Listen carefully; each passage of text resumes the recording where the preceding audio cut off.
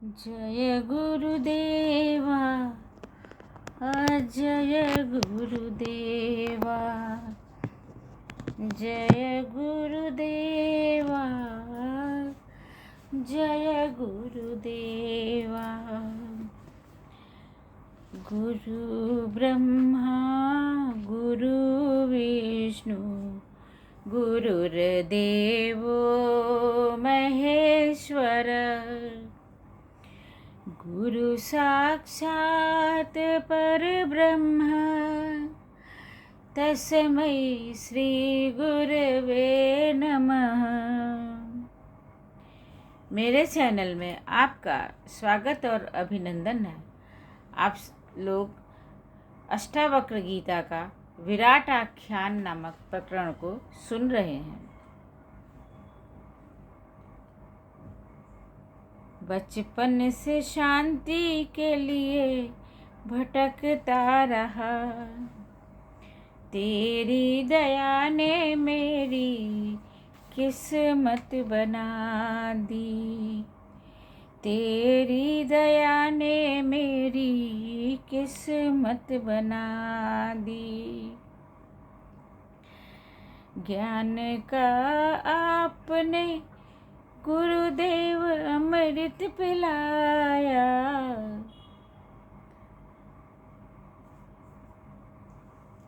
अपने तो अपने गैरों ने भी रुलाया। गैर तो गैर अपनों ने भी रुलाया। ज्ञान का गुरुदेव अमृत पिलाया। ज्ञान का गुरुदेव अमृत पिलाया। किस्मत बनाया, मेरी किस्मत बना दी। तेरी दया ने गुरु किस्मत बना दी।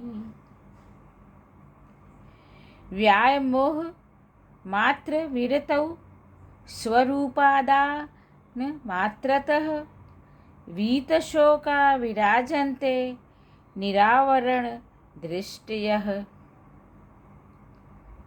जो तत्वज्ञानी सभी प्रकार के मोह के आवरण को हटा देता है, वे ही शोक रहित होकर आत्मस्वरूप को प्राप्त कर पाते हैं, आत्मपद पर शोभायमान होते हैं।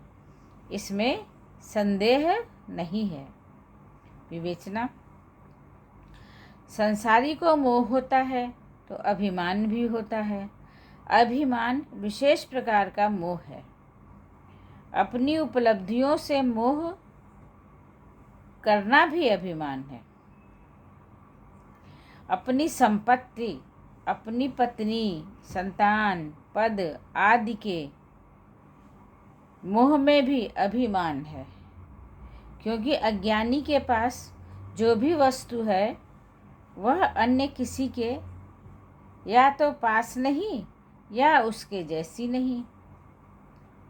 पत्नी, संतान आदि प्रायः सभी के पास होते हैं, पर एक ज्ञानी को अपने परिजनों के आगे सब गौड़ लगते हैं। मोह रहित हुए बिना तो मुक्त ही नहीं हो सकती। अजामिल की कथा में मोह की पराकाष्ठा का वर्णन है। अजामिल मरणासन्न है, पर पुत्र नारायण को छोड़कर मरना नहीं चाहता, अपने साथ नहीं ले जा सकता। यह भी मोह है और घोर द्वंद्व की कष्टकारी स्थिति है। कथा के आगे का भाग द्वैतवादियों ने सुविधा अनुसार रच लिया है। मूल बात तो मोह की हो रही है। इन मोहों के कारण संसार नहीं छूट पाता और व्यक्ति आवागमन के चक्कर में फंसा रहता है। मोह के आवरण बड़े जटिल होते हैं। चित्त इन्हें गढ़ता ही ऐसे विकारों से है कि मुक्ति संभव नहीं है। महर्षि कह रहे हैं कि तत्वज्ञानी वे ही हैं जो सभी प्रकार के मोह का आवरण क्षण भर में हटा पाने में समर्थ हैं। वे ही शोक रहित आत्मस्वरूप को प्राप्त करके आत्मपद पर विराजते हैं। इसमें किंचित भी संदेह नहीं है, इसमें कुछ भी संदेह नहीं है। अजामिल की कथा, अजामिल के बारे में शायद आप लोग जानते हो, नहीं जानते मैं थोड़ा सा बता देती हूँ।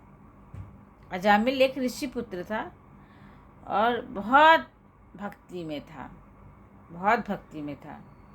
फिर जब उसकी परीक्षा ले गए थे कि वो वेश्या के प्रेम में फंस करके उसने अपनी जितनी भी उसने ऊंचाइयों को पहुंचा था, आत्मबोध को प्राप्त हुआ था, उसने सब कुछ खो दिया,